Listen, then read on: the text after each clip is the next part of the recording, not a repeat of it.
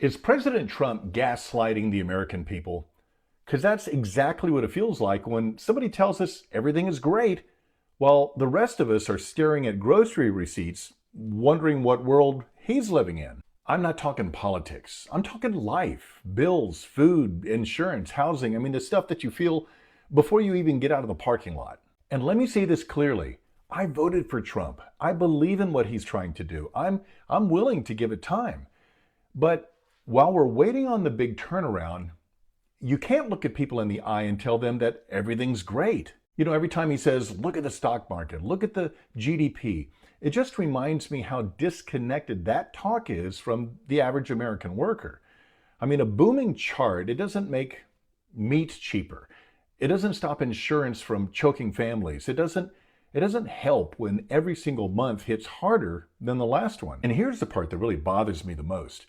Most of us get that fixing the economy, it's going to take time. I mean, we're not asking for magic.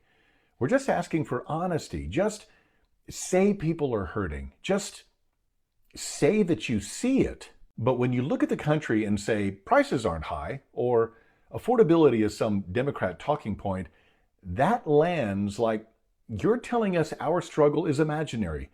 And that's when people pull away. Not because they hate you, not because they suddenly switch sides, but because nobody wants a leader who acts like their reality doesn't exist. People can get through the tough times. We're Americans.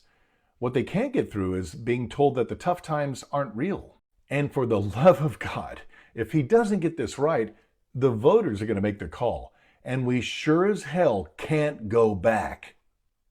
Do you regret your vote right now? Well, between him and her, I thought he was the better choice, but honestly, I miss my Uncle Joe. I was a nobody, and I was balling then. Now, I couldn't even tell you. I couldn't even show you $5 in my pocket. We spoke to Trump voters here in Florida who are ticked off about the fact that the gas prices in the state have gone up by an average of about 60 cents within just a week. I would just wish he'd keep up on his campaign promise and say he was going to put it under $3. He'd end that war so fast. But here it is, 5 years later, helping his buddy out get his more money. And then never mind charging us Americans all sorts of money for fuel that you just stole from Venezuela. And those gas prices are getting higher because of volatile oil prices due to the war in Iran, a war that these Trump voters tell us they hope wraps up quickly. If I could speak to the president, I just encourage him to finish up this war and get us back to a safe world. He's saying about for our safety, leave somebody alone, they won't bother you. Hopefully this conflict over there will end, it's just unfortunate. The overall vibe here at the gas pump amongst these Trump voters is they feel like the economy is not going well right now. At the moment, I'm really out of work. My hope is that it's temporary and it doesn't last for too long and oil prices come back down. That's my hope. I'm fucking stressed out! I'm fucking stressed! We should not be working like this. I work my ass off and I can't even fucking pay bills, bro. And they always say don't compare yourself to others, but I see people going to Coachella and fucking buying all types of shit, just pointless fuck you money, and I'm over here can't even fucking pay my fucking rent, bro. So this message is for Trump. I voted for you, right? I thought that you said that you was gonna make America great again, right? But why did I just see a video of a woman in a grocery store getting chocolate chips, just buying chocolate chips to make chocolate chip cookies, and the chocolate chips went from,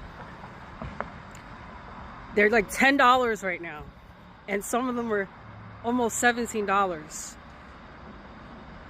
It's unaffordable for groceries right now. There's no jobs in America.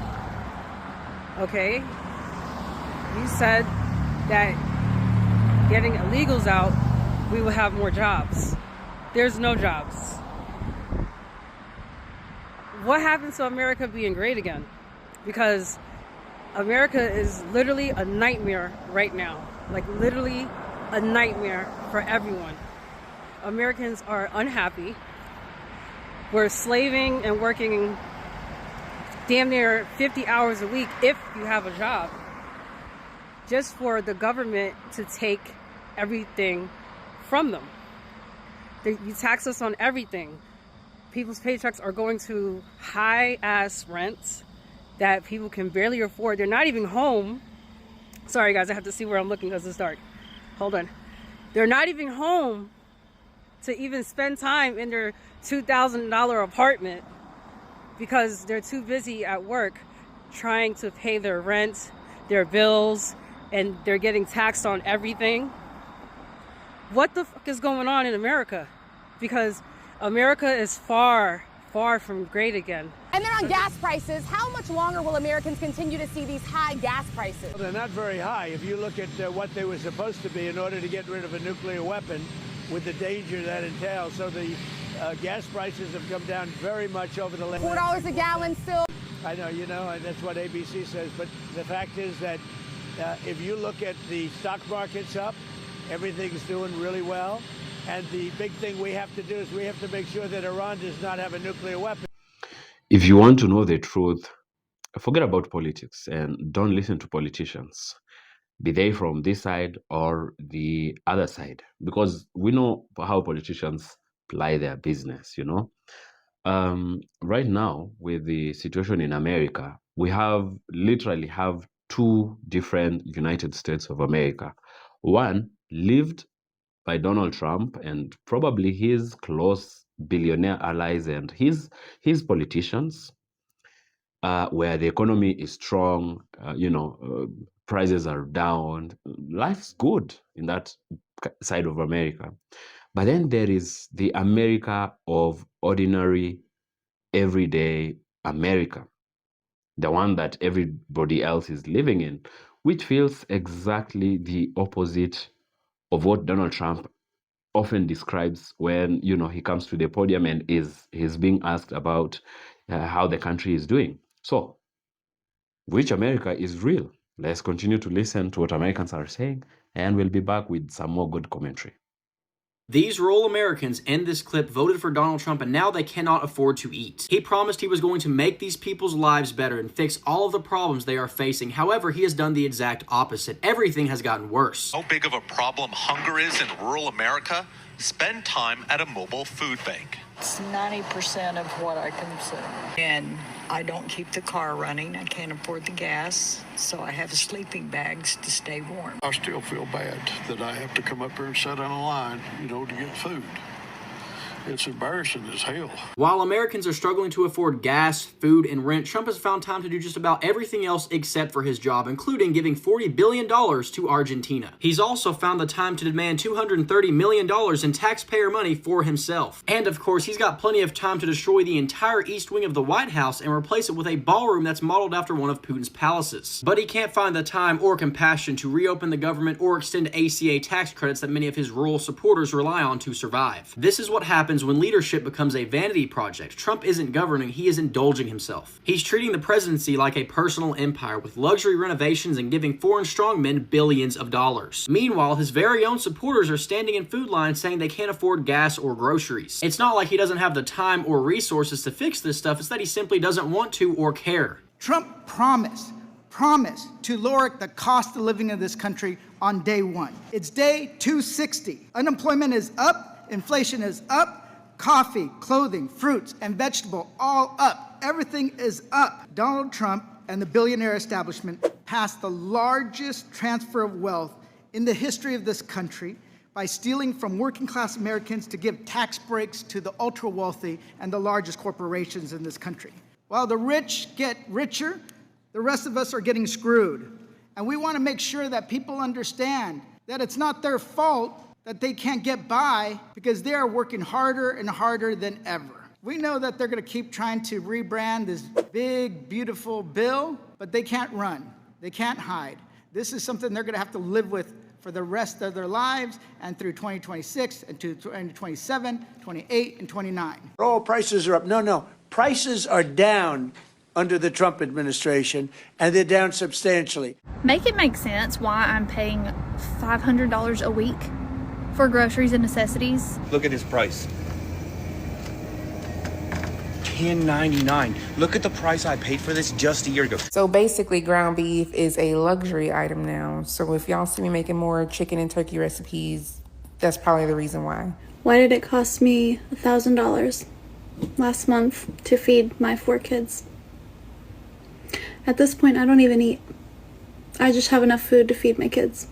Seriously, I really just don't understand how we are expected to pay for groceries anymore. It is so unbelievably expensive just to live. I don't know about you, but I am so excited for day one when apparently all of these prices are going to go down. Any day now.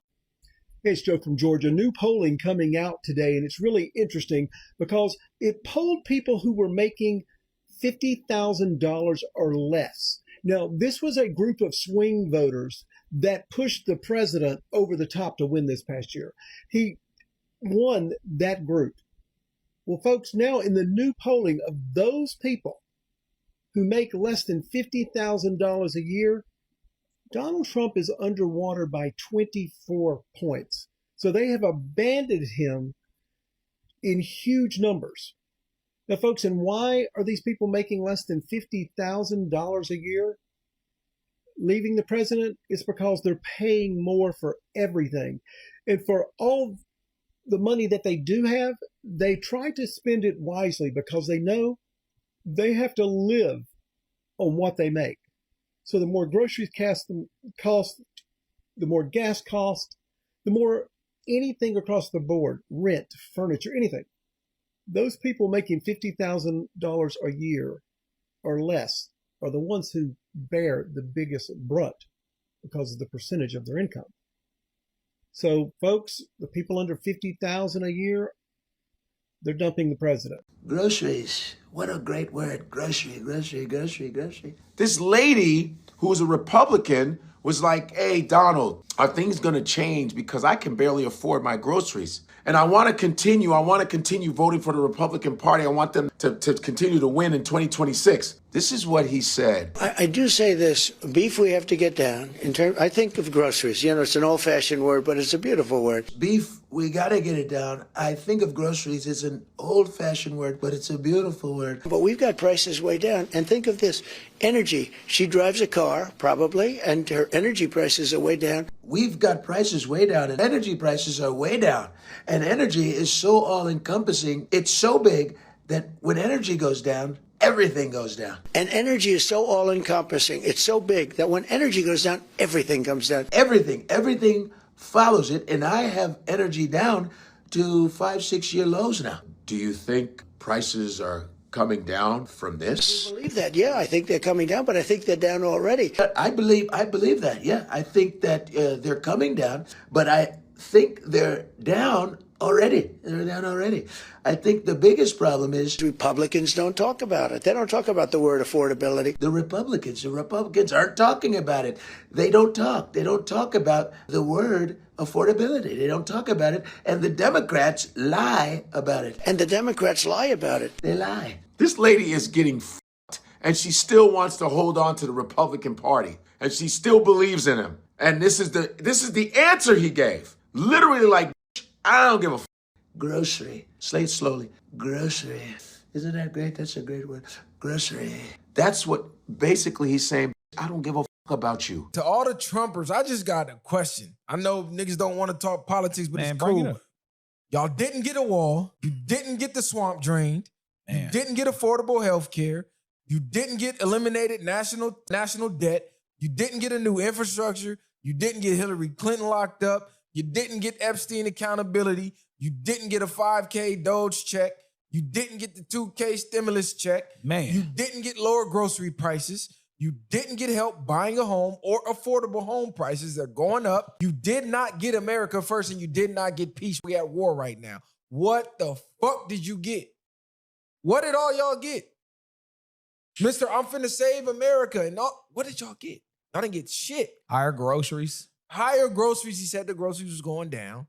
He said the homes were going to be more affordable. Then he turned around and said, oh, you're too lazy to own a home. You don't deserve one. We finna jack the prices up some more. Yeah. It's ridiculous at this point. It's crazy. I just don't, man, listen. Trump. I just be over talking about it because people are so dumb.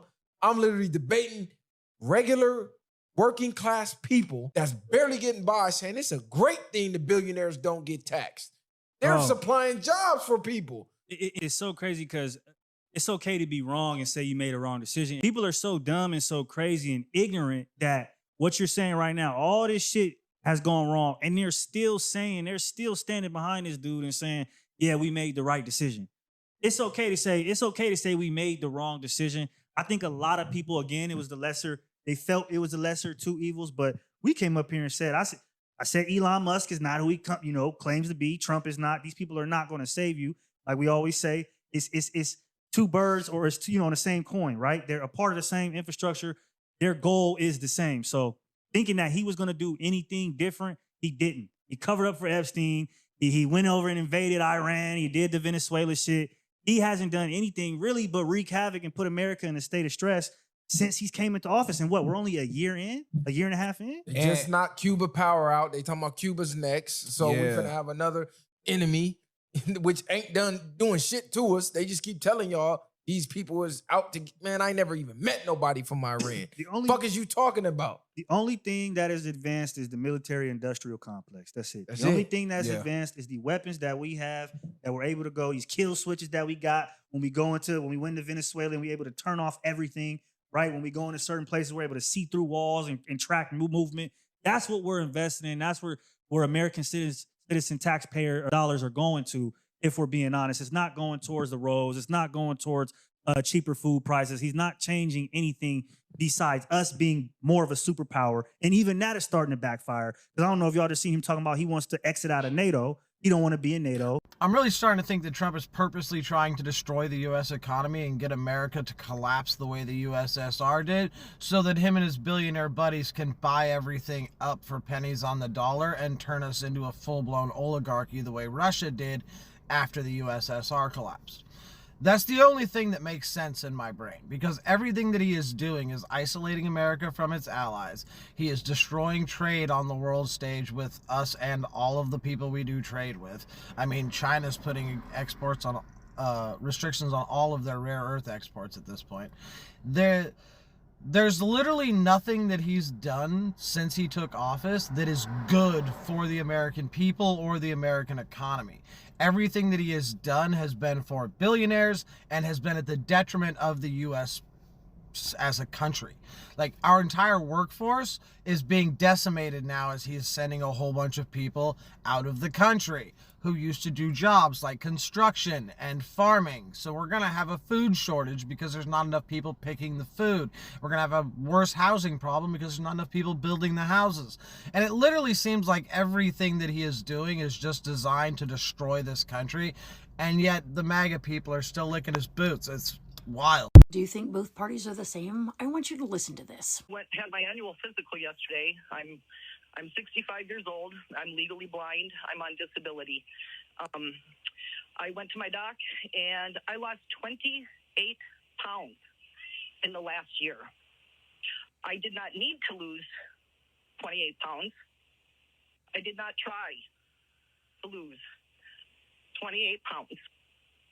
I lost the 28 pounds because I cannot afford to eat anymore. Under Biden, I'm sorry. I'm so sorry. Under Biden, I was able to put $100 a month away for food, along with my SNAP, and I did okay. I could get fresh fruits, fresh vegetables, and meat. It is just me. But now, with grocery prices so high, propane, electricity out of this world, I now only allow myself $65 a month for food. Sharon, are you on SNAP benefits? Let me tell you, under Joe Biden, I received $80 a month for SNAP. That was taken away from me under Donald Trump. He took it away. He gave me $24 a month. I did receive that for a couple of months. Then he took it down to $12.50 a month. I have 3 potatoes. I have a half a tomato. I have 3 bananas, 1 apple, 1 can of soup, a half a loaf of bread, 1 egg, and 1 can of green beans. I do not get paid until the 3rd.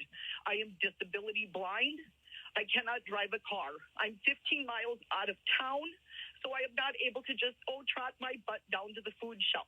The end is coming near, and it can't be any more true for me. I don't think that lady would say that both parties are the same. Y'all know I have so many problems with the Democratic Party, but they would not knowingly starve people. Like them or not, Democrats believe in fully funding SNAP. Republicans believe in gutting it completely. People are getting hurt under this regime. And guess what? Republicans' real SNAP cuts haven't even kicked in yet. Give to your local food banks if you can, folks. And let's never forget that our votes have consequences that we may never feel, but which for people like this caller are absolutely life or death. All right, let's bring it back to what actually matters, the political climate in America, everything happening politically, things like that.